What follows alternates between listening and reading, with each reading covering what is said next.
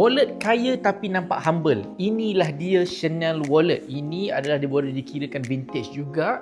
Dah discontinued tetapi kita masih ada in very good punya condition. Korang boleh tengok discontinued item pun kita punya condition macam almost like new.